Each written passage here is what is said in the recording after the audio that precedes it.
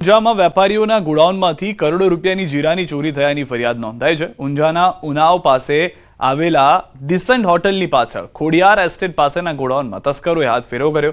12 December 2025 થી 2 જાન્યુઆરી 2026ના સમયગાળા દરમિયાન તસ્કરોએ આ ગોડાઉનને નિશાન બનાવ્યું અને હજારોની સંખ્યામાં બોરીઓ ગાયબ કરી દીધી। કુલ 3,02,28,000 રૂપિયાના જીરાની ચોરી કરી। આ મામલે પોલીસે 5 આરોપીની ધરપકડ કરી અને જ્યારે આરોપીઓના નામ અને પ્રોફાઇલ સામે આવ્યા ત્યારે સૌ દંગ રહી ગયા હતા, કારણ કે આમાં એક વકીલ પણ સંડોવાયેલો હતો। પોલીસે હાલ કુલ 58 લાખથી વધુનો મુદ્દામાલ રિકવર કર્યો છે।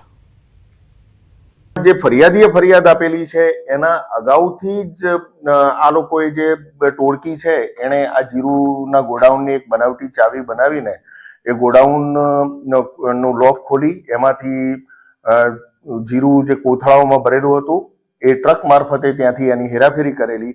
મેમણ મોહમ્મદ ઇકરામ નઈમભાઈ જે ડીસાનો રહેવાસી છે અને એ પોતે વ્યવસાય વકીલ છે અને પાટણ કોર્ટમાં એ વકીલાતની પ્રેક્ટિસ કરતો હોવાનું જાણવા મળેલું। શેર માર્કેટમાં રોકાણના નામે લાખોની છેતરપિંડી। સાયબર ક્રાઇમે મુંબઈથી 2 શખ્સની કરી ધરપકડ। ફેક વેબસાઇટ દ્વારા ફરિયાદી પાસેથી પૈસા પડાવ્યા। ફરિયાદી પાસેથી 20 લાખથી વધુ પડાવ્યાનો દાવો। સાયબર ક્રાઇમે મુખ્ય આરોપીની શોધખોળ શરૂ કરી દીધી છે। સ્ટોક માર્કેટમાં ઇન્વેસ્ટમેન્ટ કરવાના બહાને એનએટીએફ આપવાના બહાને નિફ્ટી stock.in કરીને એક ફેક વેબસાઇટ ફરિયાદીને મોકલી અને એમને પાસેથી 20.5 લાખ જેટલા રૂપિયા પડાવીને એમને સાથે છેતરપિંડી કરનાર 2 આરોપીઓને નવી મુંબઈ ખાતેથી સાયબર ક્રાઇમ સેલ પોલીસ લઈ આવી છે। સુરત સાયબર ક્રાઇમને મળી મોટી સફળતા। ડિજિટલ અરેસ્ટના ગુનામાં વોન્ટેડ આરોપીની સુરત સાયબર ક્રાઇમ પોલીસે કરી ધરપકડ। આરોપી જિગ્નેશ શાહની સુરત સાયબર ક્રાઇમ સેલે અમદાવાદથી કરી ધરપકડ।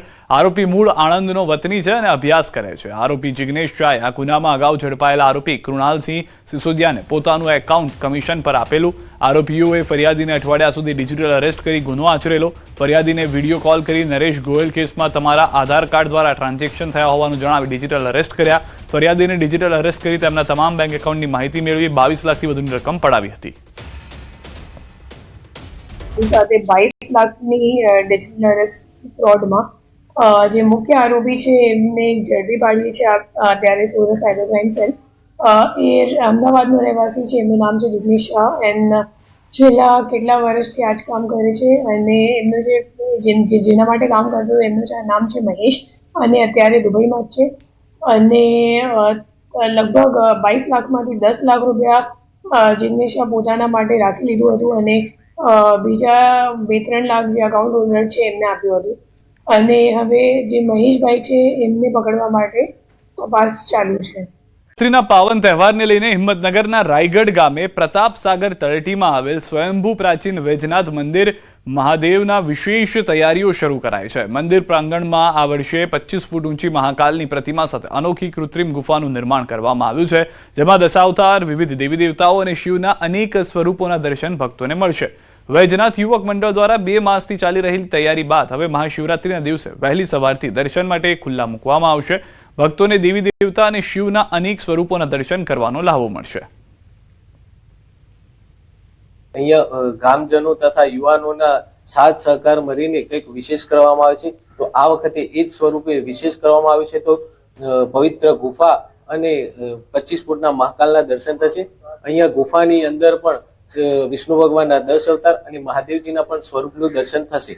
અહીંયા પ્રસાદમાં ફરાહાર તરીકે પણ પ્રસાદ આપવામાં આવે છે, જે સવારે 8 વાગ્યાથી લઈને બપોરે 2 વાગ્યા સુધી પ્રસાદ ભક્તો લે છે। ન ભૂતો ન ભવિષ્ય એવી અદ્ભુત ગુફા બનાવવામાં આવેલ છે, જે ગુફામાં 25 ફૂટ મહાકાલના દર્શન, દશાવતારના દર્શન, મહાકાળી માના દર્શન, ખાટુ શ્યામના દર્શન, વોટરફોલના અદ્ભુત એક લાવો જોવા મળશે અને આ ગુફા શિવરાત્રીના દિવસે સવારે 4 વાગ્યાથી દર્શન માટે ખુલ્લી મૂકવામાં આવશે। સાબરકાંઠાના રાયગઢ ગામમાં વૈજનાથ મહાદેવના મંદિરે મહાશિવરાત્રી પર્વ નિમિત્તે અલગ અલગ આયોજન કરવામાં આવે છે અને આ વખતે તેમાં મહાગુફાનું આયોજન કરેલ છે અને 25 ફૂટ ઊંચા મહાકાલના પણ દર્શન કરવામાં આવેલ છે તથા અહીંયા 10 અવતાર પણ કરવામાં આવેલ છે અને ચણાના લોટમાંથી મહાકાલના અલગ અલગ સ્વરૂપો પણ બનાવેલા છે।